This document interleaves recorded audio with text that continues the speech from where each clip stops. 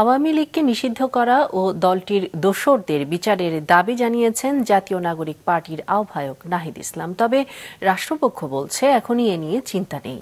তবে প্রসিকিউশন স্বপ্রণোদিত হয়ে কিংবা কেউ চাইলে ট্রাইব্যুনালে এ নিয়ে অভিযোগ জানাতে পারে।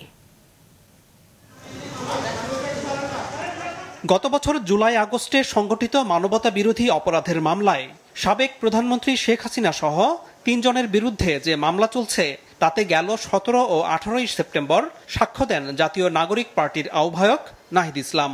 আজ ছিল জেরার দ্বিতীয় দিন। বিচারপতি মোহাম্মদ গুলাম মর্তুজা মজুমদারের নেতৃত্বাধীন আন্তর্জাতিক অপরাধ ট্রাইব্যুনাল ১-এ যা শুরু হয় সকাল 11:15টার দিকে।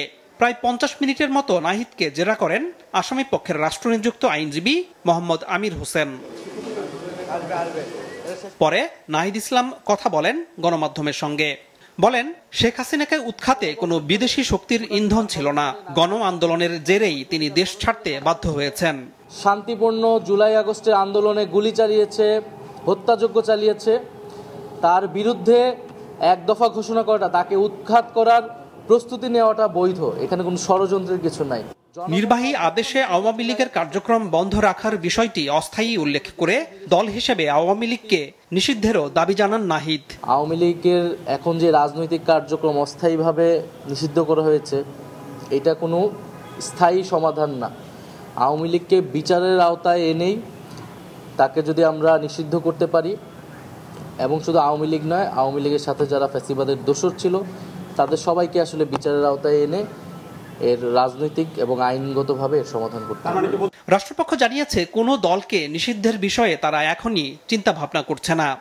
দল হিসাবে সেই সময়ের ক্ষমতাসীন যে দল ছিল আওয়ামী লীগ, তার সহযোগী সংগঠন হিসাবে যুবলীগ, ছাত্রলীগ, স্বেচ্ছাসেবক লীগ, 14 দল, তাদের সম্পৃক্ততার অকাট্য প্রমাণ কিন্তু আদালতে আসছে। সুতরাং এই সিদ্ধান্ত নেবার সুযোগ আছে। আমরা এখনো সিদ্ধান্ত নেই, দেখা যাক। আমরা এটা নিয়ে ভাববো। এটা নিয়ে ভাবার পরে, এবং যদি যারা ভিকটিম পরিবার তারা যদি দল হিসেবে কেউ এদের বিচারের জন্য আসেন, তাহলে হয়তো আরও বিষয়টা সহজ হতে পারে। তদন্ত সংস্থা যদি জানতে পারে যে এই ধরনের অপরাধ কোনো ব্যক্তি অথবা কোনো গোষ্ঠী অথবা কোনো দল, কোনো সংগঠন, কোনো এজেন্সি করেছে, তাহলেই সেটার বিরুদ্ধে তিনি তদন্ত শুরু করতে পারেন। সুতরাং এটা সুমোটো করার সুযোগ আছে তদন্ত সংস্থার পক্ষে। গত 10 জুলাই শেখ হাসিনা, কামাল ও মামুনের বিরুদ্ধে এই মামলায় আনুষ্ঠানিক অভিযোগ গঠন করে বিচার শুরুর আদেশ দেয় ট্রাইব্যুনাল। আনোয়ার হোসেন, মাছরাঙা সংবাদ, ঢাকা।